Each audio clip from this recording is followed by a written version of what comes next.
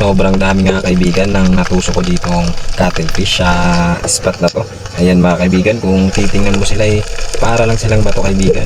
Bago nga natin kilitiin yung mga yan ay eto muna yung naging buena mano natin, yung nag-aanyong batong tabugok. Mabuti na nga lang ay alam na alam natin yung hitsura ng octopus kahit na nagko-camouflage dito.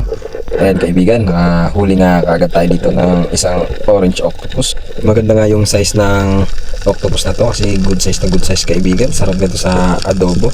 Sa di kalayuan nga ay may napansin na naman ako dito na para rin tong bato na lumalang. Ito kaibigan, isa itong buko-buko kaibigan. Meron ngang dalawang klase ng cuttlefish dito sa aming probinsya, yung buko-buko at bagulan.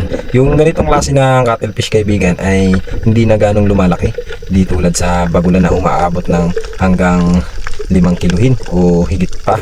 Speaking of bagulan mga kaibigan, ito yung tinutukoy ko kaibigan na lumalaki talaga ng husto na klase ng cuttlefish. Ito kaibigan yung tinatawag naming bagulan dahil umaabot nga ito ng tig 7 kilos. Pero yung nahuli ko na bagulan ay 5 kilos yung pinakamalaking nahuli ko nung mga nakaraang taon.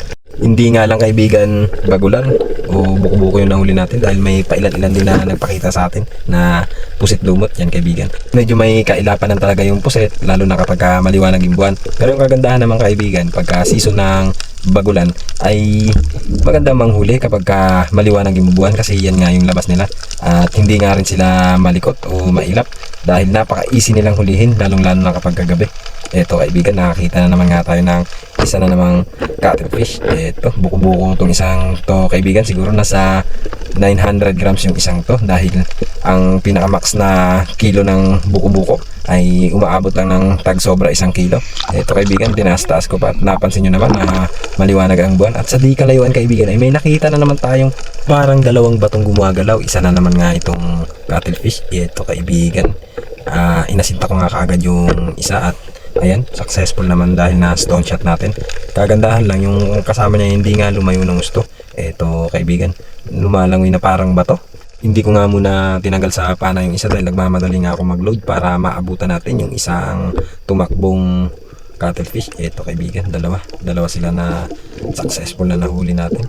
May pailan-ilan nga kaibigan na weirdong nagko-comment sa akin pagka nga nakahuli ako ng cuttlefish dahil yung mga ganitong seafood daw ay nanggaling pa daw sa ibang planeta. Hindi ko alam kung paano niya naisip yun. Pero yung pinagtatakahan ko lang dito sa cuttlefish kaibigan ay once a year nga lang ito magpakita. Kapag hindi nila season kaibigan ay halos hindi ka talaga makakita ng cuttlefish. Kaya pag nagsimula na sila magdagsa ay dyan na nga rin nagsisimula yung kita natin. Ito kaibigan, si pare ko nga yung kasama ko na namana sa gabing ito. At ayan, nakapondo na nga kami ng pailan-ilan. Talagang pwede na pang uwi pero nag-dive pa rin tayo at meron nga ditong nagpakita sa akin na nag-snorkeling na pusit. Ito kaibigan, nasa 200 grams na yung pusit na to. Good size na. Mananam pa naman yung ganitong klase ng pusit kaibigan. Sobrang malasa. Lagi ko nga pinapaulit-ulit kasi kahit paulit-ulit mo siyang kainin ay hindi ka talaga magsasawa. Halos wala nga akong nahuling isda dito kaibigan pero napakasasarap naman na seafood yung aking nadali tulad ulit ng isang to kaibigan. Isa na namang orange octopus o tabugok. Ito kaibigan, putol pa yung kanyang galamay na kung mapapansin nyo. Siguro ilang beses na itong sinubukang hulihin ng ibang isda pero sa atin pa rin siya talaga nagpahuli. Meron din pa ilan tayo nakita na good size na timbungan dito kaibigan. Nagpitas nga lang ako ng pailan-ilan dahil yung pinaka-target ko talaga dito yung cuttlefish kaibigan. Dahil kapag nakarami tayo ng cuttlefish ay sigurado namang malaki yung kikitain natin sa pagbenta. Tulad na naman ng isang cuttlefish na kaibigan. Ayun kung mapapansin nyo para talaga siyang bato.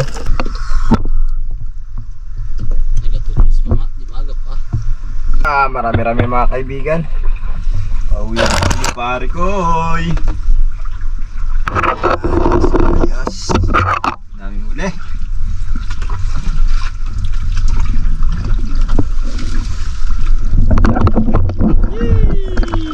Uwi na. Jackpot pare koy. Isa. Dalawa.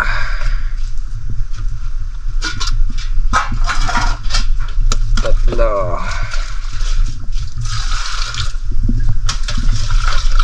Apat.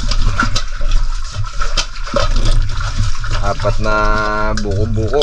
Tapos ito ang pinakamalaki mga kaibigan, no? Yan, nasa 3 kilohin. Nanay. Ang nanay nila. So yung tatay hindi na ulit. Ang tatay hindi na uli. Tapos malaking puset. Oh. Mga first class yung huli natin. Pugita mga kaibigan, 2. Tabugok.